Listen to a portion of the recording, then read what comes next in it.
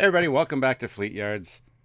He is Space Command Cockings, and I am Captain Foley. Who also lives and works in space, and who commands people. So we're both, in essence, space commanders of the stars, and of the Trekyards, and of the Fleet Yards, and of ships. I'm looking at a ship today. From what, Stuart? If you hadn't already guessed. Babylon Space 5. Command. What? Oh. I got the clues wrong. I'm sorry. Yeah, we're going to be looking at the Paladin, which is from Space Command.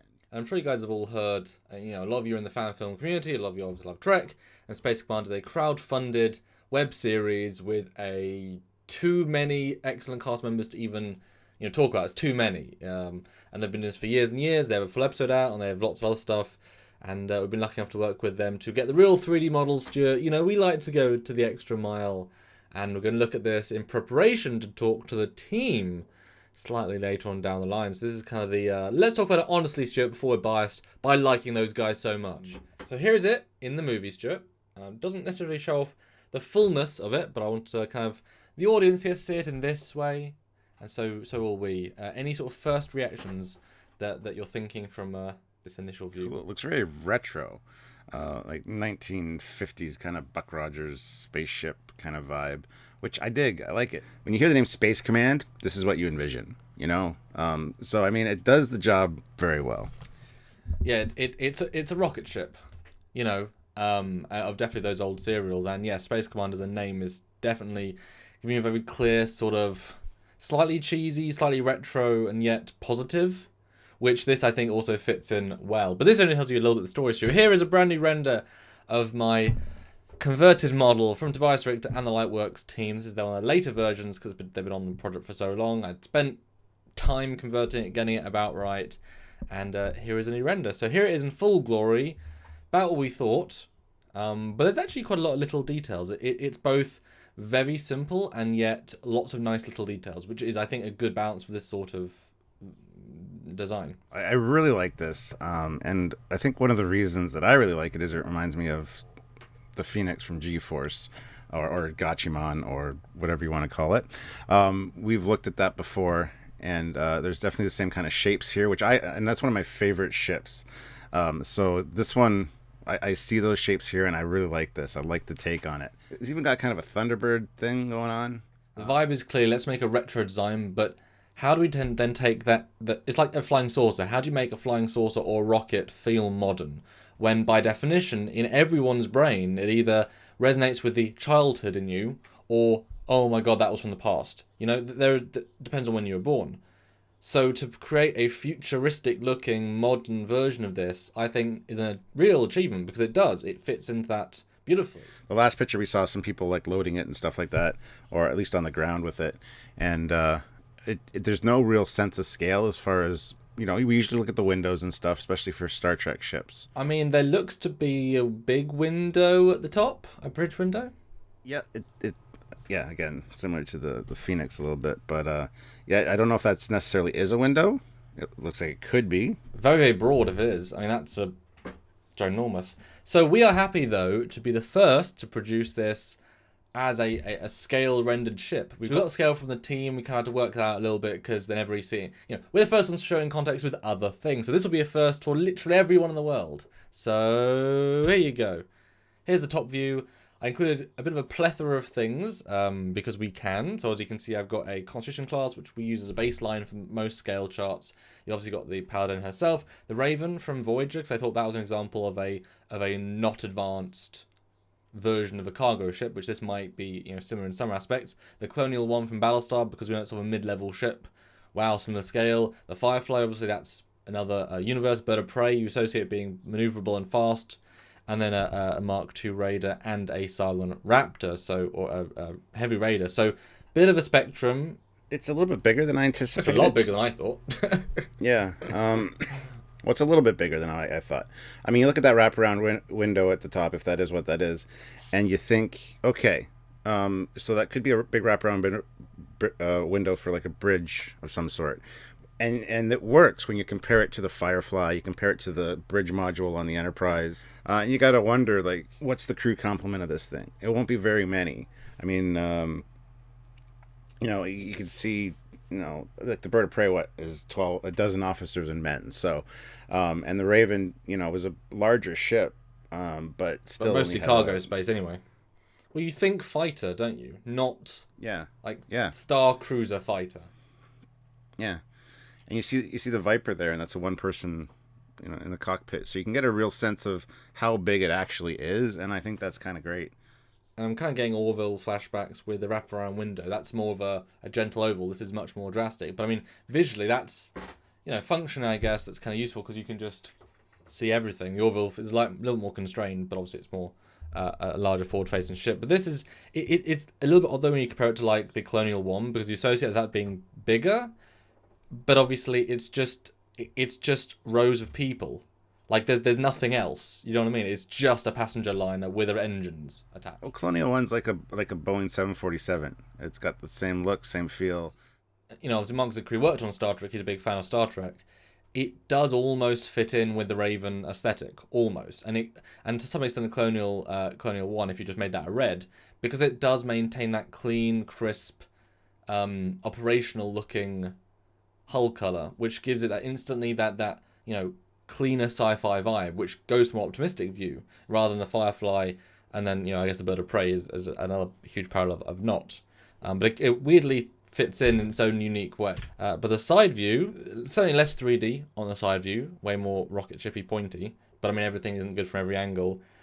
Makes a Raven look a lot bigger. And again, obviously these are the default 3D scales. Disclaimer, what they use in the shows. No, I mean, usually when we see the scale from the side, it can change drastically. Here, it keeps very much in not change drastically, but the feeling you get from the different perspective. Here, it very much falls in line with what I anticipated based on the other one. Even Colonial One, there you can see the windows on Colonial One, so you can kind of get a scale, look there. Also, I gotta say, it still has very Phoenixy vibes for me, especially from the side. I just gotta point that out. Are you surprised how thin it looks? Because the way the wings are, it feels as if it could not necessarily an X-wing vibe, but have this nice bit of 3D depth. But actually, it's very compressed feeling from the side, at least in my eye. I'm not surprised by it. No, it's got like we said before, it's got that retro '50s rocket ship vibe. So it's kind of uniform all around as far as the dimensions go for the cylinder, anyway. So if we go to the next picture, we get a look at the rear of the ship. We see the huge thrusters there.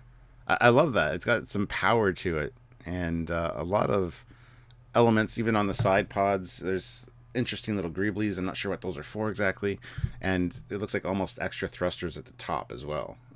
So not exactly sure all the functionality that's going on there, but it does look powerful and quick. Yeah, this is why I like this design as I was converting it. It's the details where it needs them can have them, and then the simplicity other places. Like you look at the back, it's like, whoa, there's so much going on here, but it's also so logical and so makes sense. And yeah, I mean, we haven't researched the Space Command universe yet. We're going to do that with Mark and team. So I'm wondering if they have FTL ability. The way the engines feel, it's almost as if they can create so much sublight thrust that they can, make the distance. If we're only in a solar system, say, well, it's enough to go fast. You can build up the speed. And I'm wondering what those top pods are doing especially. I'm assuming that it's all different engines, because I kind of, the way those top ones look more is like X302 in Stargate, that middle engine, like the rocket boosters, like a little bit of extra thrust. Maybe like 2 are for atmosphere, 2 are 3, maybe the 3 middle ones are for acceleration, and the other 2 are for general thrust, maybe?